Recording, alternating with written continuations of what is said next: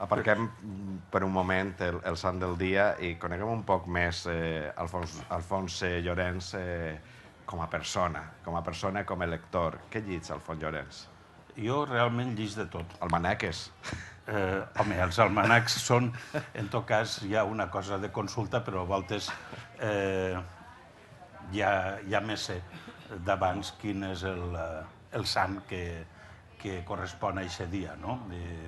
Em dóna el goig de felicitar a molta gent el dia del sant, que és quan felicitàvem els valencians, perquè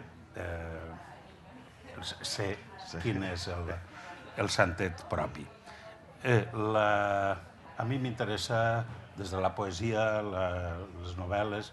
Jo sempre, d'alguna manera, estic llegint perquè tinc el síndrome del becari. Quan jo era jovenet, calia traure una mitja superior a notable perquè el donaren la beca. I a mi no m'agradava l'ofici al que estava destinat perquè en els pobles estaven destinats a tal. En llitges inclús un paper que trobes per terra o un prospecte o ja els llibres fets. Ara estic llegint com no. Jo confesso, perquè és... Gran novel·la. És precís. Gran novel·la. És d'aquelles novel·les que t'hauria agradat escriure, no?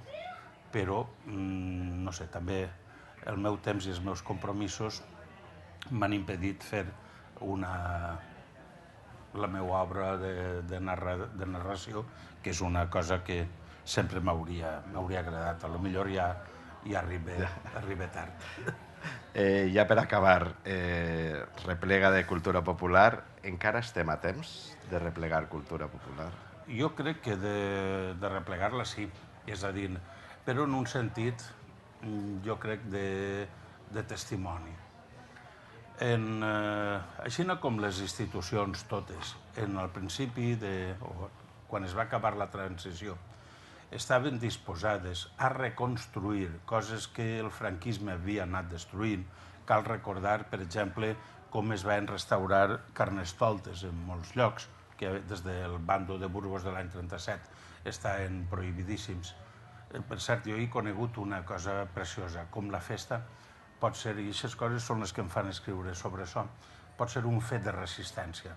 En el meu poble no van deixar mai de disfressar-se i d'utilitzar la màscara, mascarar-se, però anaven de casa en casa, mirant a veure si estava la Guàrdia Civil pel carrer i votaven a l'altra casa. Això és una cosa per a mi imponent. Dic que en aquell moment les institucions, igual que preservaven el paisatge, també tot allò que eren costums, rituals festius i demés.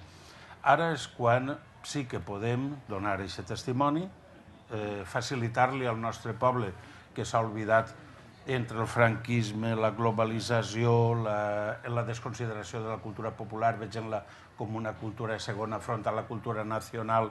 Tot és memoriat que són de naturalesa.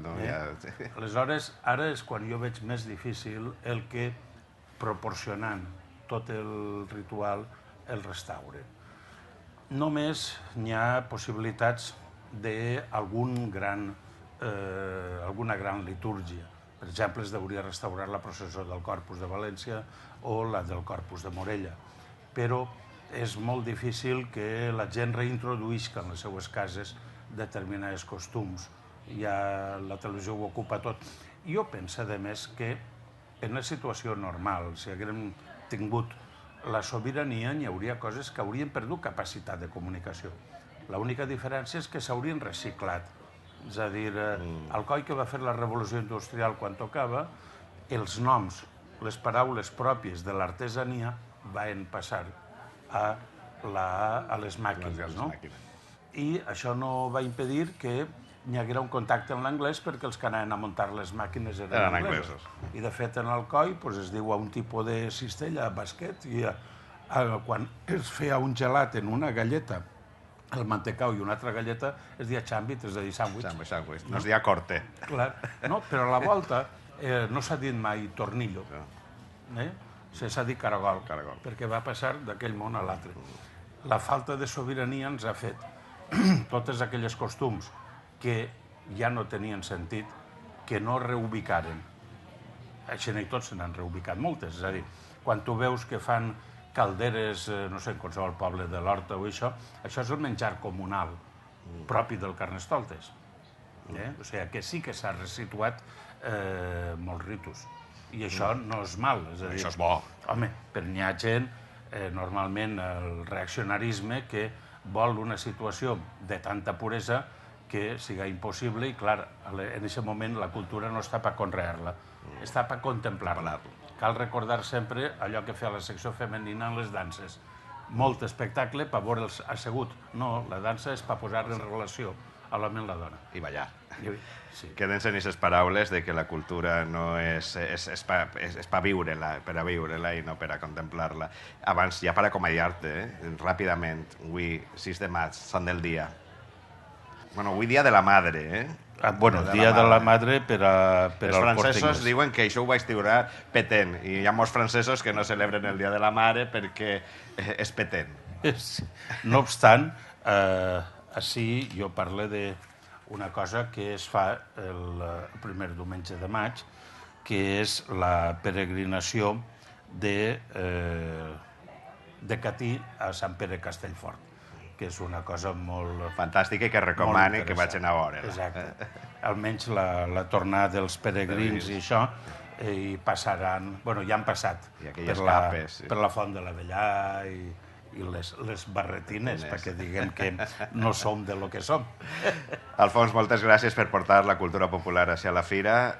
Moltes gràcies per este llibre que recomanem de totes, que crec que ha d'estar en totes les biblioteques dels valencians, recuperar aquesta part de la nostra història i aquesta part de la nostra cultura popular. Moltes gràcies i molta sort en este i en altres projectes. Gràcies a tu i gràcies a vosaltres.